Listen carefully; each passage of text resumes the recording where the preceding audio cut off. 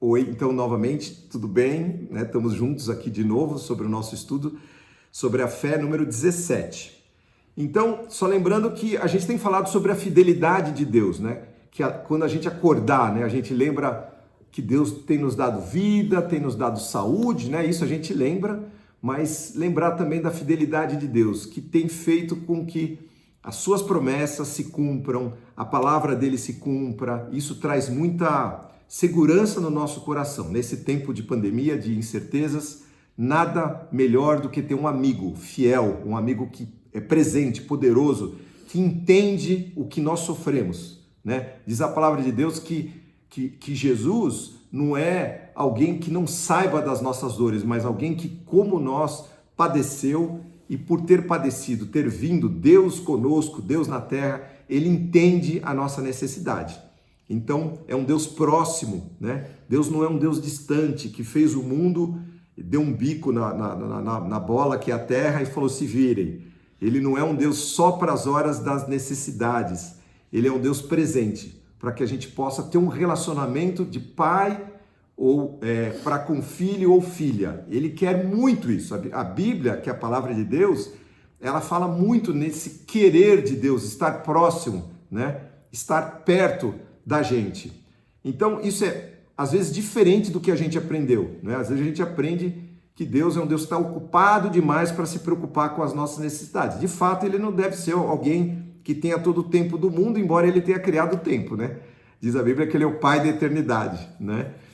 Mas ele tem tempo para nos ouvir, nas coisas pequenas e nas coisas grandes. Por isso a gente orou, por isso a Sidoquinha orou por nós, porque diz a palavra que Deus inclina os seus ouvidos à oração daqueles que estão próximos e que é um coração quebrantado e contrito, né? um coração humilde e sincero, diz a Bíblia que Deus não despreza, jamais. Então esse Deus ele é muito especial. Então é esse Deus, o nosso Deus criador, o Deus que a gente conhece, é esse que a gente quer conhecer um pouquinho mais hoje, tá certo? Bom, 2 semanas atrás, ou melhor, 3 semanas atrás, porque a semana passada não tivemos, a gente estudou o assunto a fidelidade do Deus que trabalha por nós, né? Então, aquele texto que fala, né? Clamarei ao Deus Altíssimo, ao Deus que por mim tudo executa, né? Onde já se ouviu um Deus que trabalha por aquele que nele espera. São textos da palavra de Deus, né?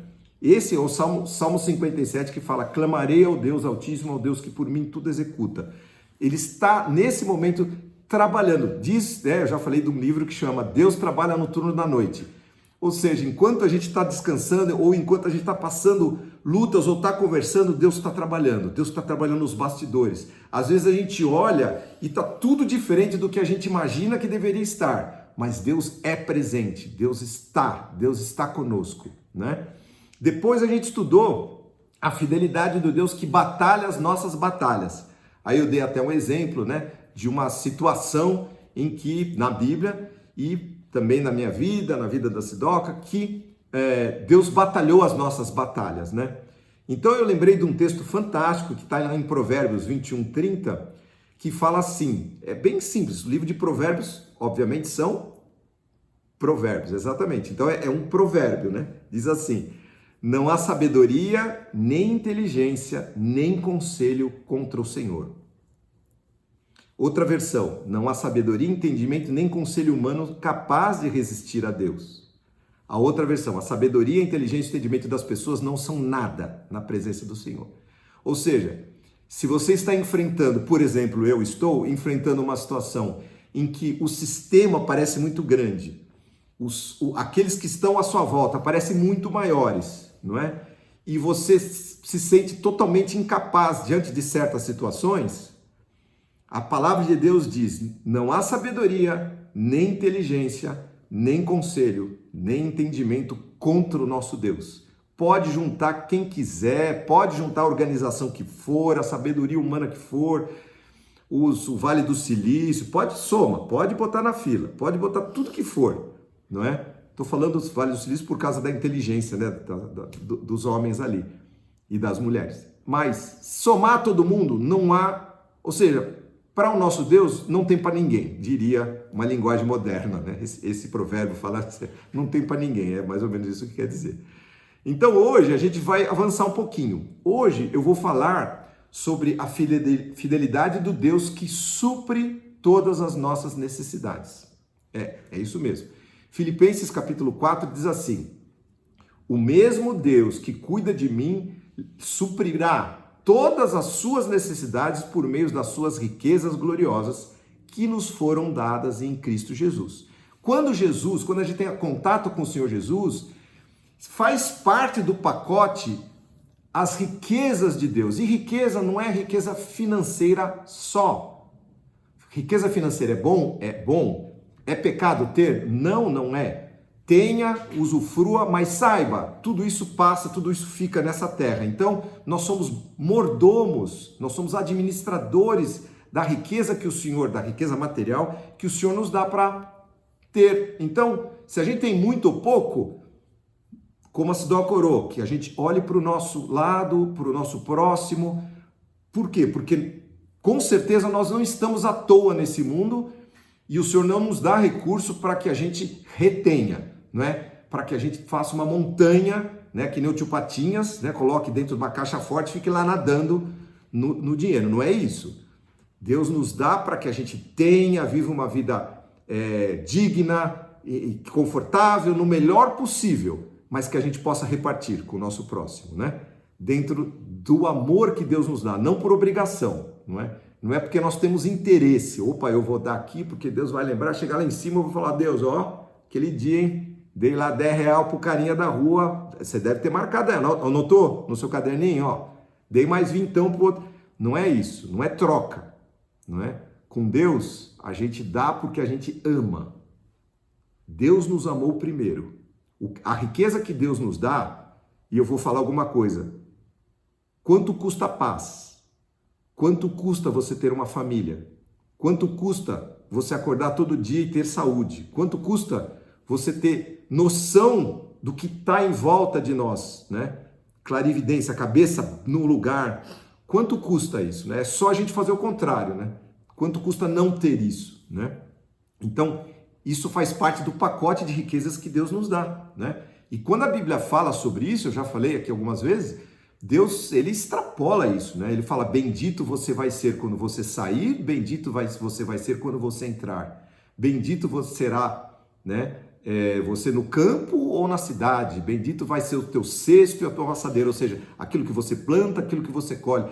Então, quando ele fala sobre você seguindo o caminho de Deus, o quanto você pode ser abençoado por isso, é uma coisa maravilhosa, né? Ela é muito maior do que qualquer dinheiro possa comprar. Por isso que eu digo que o pacote de riquezas de Deus não é só dinheiro. Dinheiro é pouco, perto do que o Deus pode dar. Lembrando que, além de tudo, Deus prometeu que quando a gente fechar os olhinhos aqui, nós vamos acordar lá na eternidade com Ele. Ou seja, não vale só para esses 50, 100 anos que nós vamos passar aqui, mas por toda a eternidade. Então vale a pena a gente abrir os olhos, abrir os ouvidos para aquilo que Deus tem para nós, não é? Mas, continuando então, falando desse Jesus, dessa fidelidade, né, desse Deus que supre as nossas necessidades, né? A pergunta é: o que você tem? O que Deus pode fazer com o que você tem? Nós vamos falar de um caso, eu vou falar sobre dois casos. O primeiro caso, lá no Velho Testamento, um caso curioso de uma viúva, não é? E a Sidoquinha vai ler pra gente, lá no livro de 2 Reis, é a história de uma viúva que se aproximou do profeta, 2 Reis capítulo 4, de versículo 1 ao versículo 7. E ela tinha perdido o esposo, né? E ela falou: olha, agora, tá cheio de cobradores à minha porta e eu não tenho o que fazer. O meu esposo serviu você é profeta aqui e meu esposo andou com você. E agora ele morreu. E o que eu vou fazer com os meus filhos? Não é? Então vamos ler 2 Reis, capítulo 4, de 1 a 7. Certo dia...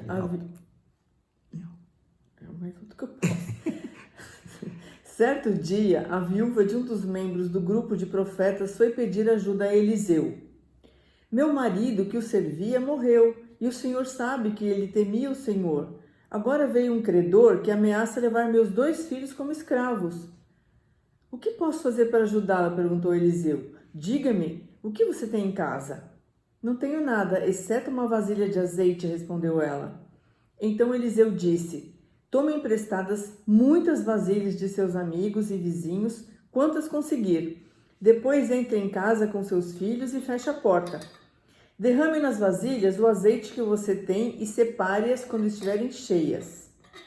A viúva seguiu as instruções de Eliseu. Seus filhos traziam vasilhas e ela as enchia. Logo, todas estavam cheias até a borda. Traga mais uma vasilha, disse ela a um dos filhos. Acabaram as vasilhas, respondeu ele, e o azeite parou de correr. Quando ela contou ao homem de Deus o que havia acontecido, ele lhe disse: agora venda o azeite e pague suas dívidas. Você e seus filhos poderão viver do que sobrar. Olha essa história, né? Então, a pergunta que talvez Deus esteja fazendo para nós: o que você tem na sua casa? Não tenho nada, eu tenho uma vasilha com azeite. O que você tem na sua casa? Olha, a minha fé é muito pequena, mas eu tenho uma fé, pode ser uma fezinha no meu coração, não é? O que você pode dar? O que você pode fazer por esse mundo, por essa humanidade? O que você pode, naquilo que você está necessitado, com que você pode contribuir? Foi bonita essa história, não é? Então, uma viúva endividada e necessitada, interessante que o profeta podia falar, não, ele podia falar qualquer coisa, mas ele falou, pega o que você tem, vai até teus vizinhos, pega o máximo de vasilha que você tiver e você enche com o azeite que você tem. Ou seja, houve uma multiplicação de azeites. Mas houve também o interesse daquela mulher de pegar o máximo de vasilhas que ela podia. Tem uma parábola que Jesus conta, que quando a gente chegar lá no céu, pessoas vão estar esperando a gente lá. Então ele fala assim, granjeai amigos com as riquezas da injustiça, para que quando você chegar lá, estas pessoas que você ajudou possam te receber nos lugares eternos. Ou seja, sabe aquela pessoinha que você passou e aí te deu um negócio no coração, e aí você voltou e deu R$1 para ajudar? Ou você foi lá e fez um almoço, ou como a gente vê aqui, nós temos exemplo nesse grupo, né, da Silvia e da Fernanda, que saem praticamente todos os sábados à noite levando sanduíches por essa cidade de São Paulo fria, não é? No sentido de impessoal, né? Sabe, essas pessoas, quando você chegar lá em cima, eles vão te receber lá. Por quê? Porque Jesus fala isso, né? Quando a um dos pequeninos você faz, a mim você faz, não é? Então, no caso da viúva, ela pegou todas as vasilhas, ou seja, o que nós podemos pegar? Onde nós podemos buscar recurso? Vamos buscar na vizinhança, vamos buscar naqueles que estão ao nosso redor, no nosso próximo. E aí o Senhor vai encher essas vasilhas e essa dívida está paga, assim como o que sobrar. A gente vai poder viver disso. Esse Deus que supre as nossas necessidades, ele supre até o que a gente necessita, não é? Então ele foi, quando acabou, tem mais uma vasilha? Não tem mais vasilha. O azeite parou de derramar, né? Foi um milagre que o profeta fez, mas ele, na verdade, exemplifica o que Deus está querendo dizer para a gente hoje. Eu vou ler mais um outro texto, na verdade, a Sidoca vai ler outro texto, novamente com a pergunta, o que você tem? Será que é tão importante ou é pouquinho? Mas se for pouquinho, Deus pode multiplicar isso. Pode encher todas as vasilhas de azeite, mas você vai ter que ir lá buscar vasilha de azeite, porque essa é a sua parte. Deus não vai buscar vasilha de azeite para você, né? E você vai ter a fé de trazer o máximo que tiver. Então lá no livro de Marcos, Evangelho de Marcos, né? Mateus, Marcos, segundo Evangelho, Jesus estava com seus discípulos e aconteceu um fato que vocês sabem bem e nós vamos ler. O que aconteceu? Marcos 6, de 30 a 44. Os apóstolos voltaram de sua missão e contaram a Jesus tudo o que tinham feito e ensinado. Jesus lhes disse: vamos sozinhos até um lugar tranquilo para descansar um pouco? Pois tanta gente ia e vinha com eles que não tinham tempo nem para comer. Então saíram de barco para um lugar isolado a fim de ficarem a sós. Contudo, muitos os reconheceram e os viram partir. e pessoas de várias cidades correram e chegaram antes deles. Quando Jesus saiu do barco, viu uma grande multidão e teve compaixão dela, pois eram como ovelhas sem pastor. Então começou a lhes ensinar muitas coisas. Ao entardecer, os discípulos foram até ele e disseram: Este lugar é isolado e já está tarde. Mande as multidões embora para que possam ir aos campos e povoados vizinhos e comprar algo para comer. Jesus, porém, disse: Providenciem vocês mesmos alimento para eles. Precisaríamos de muito dinheiro, responderam, para comprar comida para todo esse povo. Quantos pães vocês têm? Perguntou ele. Vão verificar. Eles voltaram e informaram: 5 pães e 2 peixes. Então Jesus ordenou que fizessem a multidão sentar-se em grupos na grama verde. Assim eles se sentaram em grupos de 50 e de 100. Jesus tomou os 5 pães e os 2 peixes, olhou para o céu e os abençoou. Então, à medida que iam partindo os pães, entregava-os aos discípulos para que distribuíssem ao povo. Também dividiu os peixes para que todos recebessem uma porção. Todos comeram à vontade, e os discípulos recolheram 12 cestos com os pães e peixes que sobraram. Os que comeram foram 5.000 homens. 5.000, gente. Que coisa maravilhosa isso, né? E eu fiz questão da gente ler desde o princípio, porque Jesus, na verdade, estava indo para um lugar porque não dava nem tempo dele comer, não é? Mas quando ele chegou e ele desceu, ele viu aquela multidão já ali esperando por ele. Diz a palavra de Deus que ele teve compaixão dela, pois eram como ovelhas sem pastor. Ele olhou aquele povo todo e falou: esse povo... o que ele quis dizer não é que as pessoas precisavam de pão. As pessoas precisavam da palavra. Nem só de pão viverá o homem, né? Diz a palavra de Deus, mas de toda a palavra que sai da boca dele. Então Jesus começou a lhes ensinar muitas coisas, não é? E quando ficou tarde, o lugar era isolado, os discípulos chegaram e falaram: mestre, para aí, cara, ó, vamos ao seguinte, cara, a turma está com fome, melhor dar um final aqui. E Jesus olhou para eles, né, com aquele olhar cândido e falou: não, vocês dão de comer para eles. Pensa um negócio que não, né? Aí os discípulos falaram: não, peraí, precisa de muito dinheiro, meu. É muita gente, que depois a gente descobre que foram 5.000 pessoas. São homens, né? 5.000 homens. Aí Jesus falou novamente: tá, mas o que você tem? E aí vem novamente a pergunta: você tem vasilhas? Você tem azeite? Você tem peixe? Você tem pão? O que você tem? O que você pode oferecer? Não só para Jesus, mas para as pessoas. O que você pode dar? Você tem um talento? Você tem inteligência? Você tem tempo? Você tem uma boa palavra? Você tem um bom conselho? Você pode abrigar pessoas no seu ombro? Você pode ser um ouvido? Qual é o seu talento? O que você tem? Não é? Vamos verificar, Jesus falou. Aí eles voltaram e falaram: negativo, 5 pães e 2 peixes. Jesus ordenou que todos sentassem. Ele pegou aqueles pães, olhou, e os peixes, olhou para o céu e os abençoou. Jesus fez uma oração de gratidão, né? Por isso que até hoje a gente agradece pelo alimento, né? Porque pelo pãozinho, pela despensa, por cada, comidinha que Deus nos dá. Por quê? Porque Deus multiplica essas coisas, né? Na nossa despensa. Que assim seja na despensa de vocês e na minha também, não é? E naqueles que estão nos ouvindo, né? E assim ele fez. E ele tomou aqueles 5 pães e 2 peixes. As coisas que não poderiam alimentar ninguém. Aquele talento, aquilo que a gente pensa e olha e fala: isso aqui não dá para nada. Nem pro começo. Só que Deus é Deus. Ele pode pegar o que você é, ele pode pegar o que você tem e pode transformar isso para tirar a fome de muita gente. Eu não sei quantos anos você tem, quantas pessoas você encontrou na sua vida, obviamente. Mas Deus conta com cada um de nós para a gente repartir. Ele falou assim: vocês são a luz do mundo. Vocês são o sal da terra. Vocês vão salgar esse mundo insosso. Vocês vão iluminar esse mundo escuro. Não importa se a sua luz é uma vela, é uma chama pequenininha, mas se ela estiver nas mãos de Deus, Deus transforma o pequeno em muito grande. E assim ele fez. E ele então foi distribuindo, e os discípulos foram entregando, e foram distribuindo ao povo. No final, aconteceu aquilo que ele tinha dito: deem vocês de comer a eles. E ele dividiu os peixes também.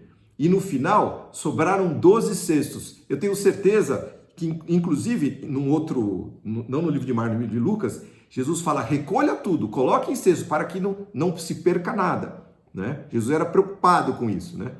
E certamente aquele povo foi embora cheio de pães e peixes também, né? Não foi só para aquele momento, né? Porque o que fariam com 12 cestos, né? E a palavra de Deus diz que os que comeram foram 5 mil. 5 mil. Jesus é capaz, então, de pegar o pouco que a gente tem, né? E aí eu perguntaria, já que o nosso assunto é esse, né? Quando, lá em Lucas capítulo 17, versículos 5 e 6, os apóstolos disseram ao Senhor: faça crescer a nossa fé, Jesus. E Jesus falou: se você tiver fé de um tamaninho, de um pequeno grão de mostarda, você vai poder pedir o que você quiser e vai acontecer, né? E eu fiquei me lembrando, né, dos discípulos. Quando Jesus chamou os discípulos tinham pescado a noite inteira, e não tinham pegado nada. Eles eram pescadores profissionais. Chega Jesus, pede o barquinho deles, faz um discurso, né? E depois olha para aqueles pescadores e fala: e vocês pescaram bastante à noite? Ele falou: não, a gente não pegou nada. Ele falou: olha, joga a rede para o lado de lá. E Pedro, né, o Pedro de sempre, olhou para Jesus e falou: nós pescamos a noite inteira, não pegamos nada, mas sob as tuas ordens eu lançarei as redes. Às vezes, gente, a gente não tem nem o peixe, nem o pão, nem o azeite. A gente só tem a palavra, a promessa de Deus, para dizer: olha, faz o seguinte, você tentou? Foi bastante? Você não pegou nada? Não conseguiu nada? Faz tempo que você está lutando? Faz o seguinte, joga a rede, faz algo diferente, faz aquilo que eu te falar. E a gente olha para aquilo e fala: da onde eu vou extrair fé? Também não tenho. Sabe, o que Jesus está dizendo para a gente hoje é que não importa o que você tem, e mais ainda, talvez você esteja tão vazio que você nada tem, mas Jesus pode pegar o pouquinho que você tem e pode transformar em muita coisa. Pode pegar um azeite e encher muitas vasilhas. Pode pegar pães e peixes e alimentar muita gente. Deus pode pegar a sua vida e fazer dela alguém útil, que possa andar por esse mundo, né? Liberando as coisas de Deus. Eu contei aqui, há 2 semanas atrás, uma história da minha vida, né? Que Deus me pegou como adolescente e fez uma promessa para mim. Falou: olha, um dia... Porque eu como adolescente, eu não tinha a mínima noção do que eu ia ser, ia fazer, nada. Mas ele falou: um dia, uma pessoa segurou na minha mão e falou: você vai falar a palavra de Deus e as pessoas vão ouvir, né? Então, contando com a paciência de vocês, né, e a boa vontade, estou eu aqui cumprindo o propósito de 50 anos atrás. E nesses 50 anos, eu procurei ser fiel ao que o Senhor colocou na minha mão para fazer, sabendo que eu não tenho que entregar, que o que eu tenho é menos do que pães e peixes ou do que um azeite. Mas eu faço com muito gosto, porque eu sei que Deus acrescenta o que me falta, né? O poder é dele, a palavra é dele. Eu não estou aqui falando de mim, estou falando dele. E quando a palavra dele se manifesta, ela não volta vazia, ela vai e cumpre aquilo que Deus quer para a sua vida e para a minha vida também. Então, se vocês me permitirem, eu gostaria de orar por vocês, para que o Senhor pegue a vida de cada um de vocês, o seu coração, a sua fé, talvez a força pequena que você tem, e Ele possa transformar em algo que seja para a glória dEle e que seja realmente transformador nesse mundo tão necessitado. Pode ser? Então vamos orar. Pai querido, nós queremos te agradecer pela Tua palavra, Senhor, porque ela é poderosa, Senhor, ela penetra os nossos corações. E o Senhor nos mostra, Senhor, através de exemplos, Senhor, daquela viúva, Senhor, tão necessitada, com seus credores à porta, querendo levar até os seus filhos, a necessidade, Senhor, que muitas vezes nós temos. Às vezes nós estamos endividados, às vezes estamos enfermos, às vezes, Senhor, estamos aflitos, às vezes, Senhor, temos filhos, Senhor, que estão nas drogas, Senhor, ou, Senhor, queridos que estão distantes, Senhor. Pai, não temos nada para te oferecer. O Senhor é o Deus da glória, o Criador de tudo, Senhor. O Senhor não precisa de nada da gente, mas o Senhor pergunta o que você tem. O Senhor pergunta para nós o que nós temos para dar. E nós queremos te dizer, Senhor, que temos muito pouco. E o máximo que nós te dermos não é nada, Senhor. Mas o Senhor pega o pouco que nós temos e o pouco que nós somos, e o Senhor transforma em algo de valor, algo que seja para a tua honra, Senhor.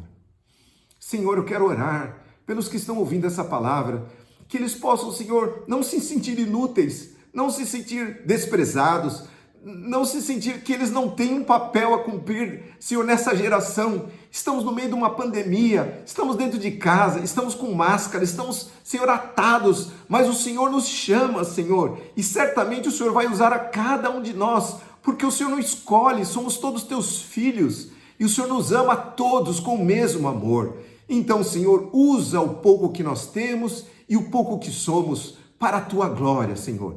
Que sejamos filhos dignos, que possamos refletir a face do nosso Pai, que possamos, Senhor, refletir a tua glória, Senhor. Então eu quero pedir, Senhor, que o Senhor multiplique o pouco que nós temos, Senhor, e que possa atingir muitas pessoas. Abençoa, Senhor, o lar dos meus queridos que estão participando desta reunião, Senhor, desse estudo, e que o Senhor possa visitar a cada um, Senhor, possa falar aos seus corações, e que o Senhor possa daí, Senhor, extrair uma semente que possa se tornar uma grande árvore, Senhor, e que possa, Senhor, tirar a fome de muitos, Senhor, possa ser uma fonte, Senhor, que possa tirar a sede de muitos, Senhor. Abençoa cada um de nós, pois nós nos colocamos aos teus pés, Jesus, para ouvir a tua voz, cumprir o teu propósito e obedecer-te, Senhor, naquilo que o Senhor tem para nós. Que tão somente te obedeçamos, que possamos buscar as vasilhas, que possamos contar quantos peixes e pães nós temos, para que, Senhor, a gente possa lançar as redes e possamos, Senhor, sim, trazer redes cheias de peixe, Senhor, e de muito fruto para a tua glória, em nome de Jesus. Amém.